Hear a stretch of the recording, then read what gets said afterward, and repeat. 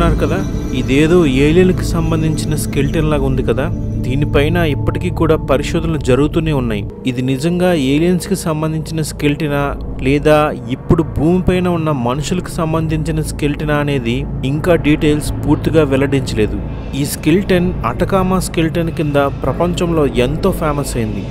ఈ అస్థిపంజరం 2003లో అటకామా అనే ఒక పెద్ద ఎడారిలో చిలియన్ అనే ఒక టౌన్లో దొరికింది.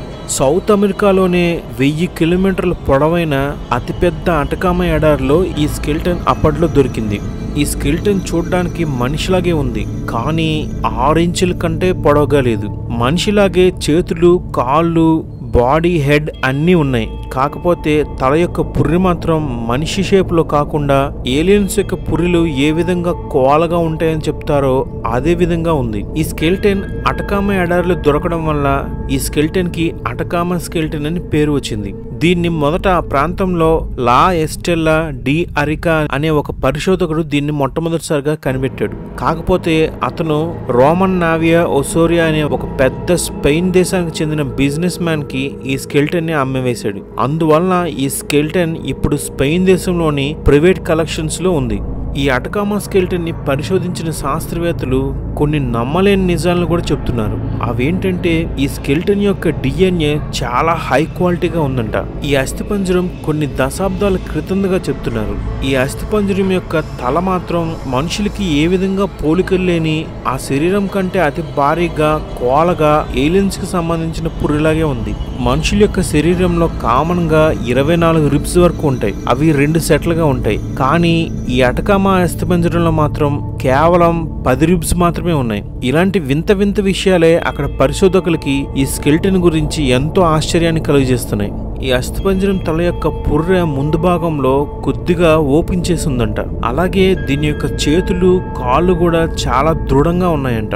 ఇలాంటి వింత కలేబరాన్ని చూసిన అక్కడ శాస్త్రవేత్తలు దాని గురించి తెలుసుకోవడానికి ఎన్నో పరిశోధనలు చేస్తుంటే విలియం జంగర్స్ అనే ఒక పరిశోధకుడు మాత్రం ఇది ఎటువంటి ఏలియన్స్ ది కాదని, కేవలం ఒక మనిషి పిండమేనని, అది పూర్తిగా అభివృద్ధి చెందకుండా ఆ స్త్రీకి డెలివరీ అవ్వకుండానే ఈ పిండం తన తల్లి యొక్క గర్భంలో ఉంటుండగానే చనిపోయిందో లేకపోతే పూర్తిగా నెలలు నిండకుండా తల్లి గర్భం నుంచి బయటపడడం వల్ల చనిపోయి ఉంటుందని, అలాగే ఈ స్కెల్టన్ తల యొక్క పుర్రిని చూస్తుంటే ఆక్సిసిప్లే అనే సిండ్రోమ్ వల్ల బాధపడిందని, ఆ సిండ్రోమ్ వల్ల ఎవరైతే సఫర్ అవుతారో వాళ్ళకి తల మిగతా మనుషుల్లా కాకుండా సన్నగా పొడుగ్గా టవర్ షేప్ లో తయారవుతుందని, ఆ విధంగా అటువంటి మార్పులన్నీ రావడం వల్ల ఈ పిల్ల గర్భంలో ఉంటుండగానే చనిపోయి ఉంటుందని ఆ విలియం జంగర్స్ అనే శాస్త్రవేత్త చెప్తున్నాడు. అతనిలాగే చాలా మంది ఇంకొన్ని రకాల వ్యాధుల గురించి ఎక్స్ప్లెయిన్ చేస్తూ అలాంటివన్నీ ఈ పిండంకి రావడం వల్ల తల్లి గర్భంలోనే డెలివరీ అవ్వక ముందే చనిపోయి ఉంటుందని, ఆ తర్వాత తల్లి గర్భం నుంచి బయటపడిన తర్వాత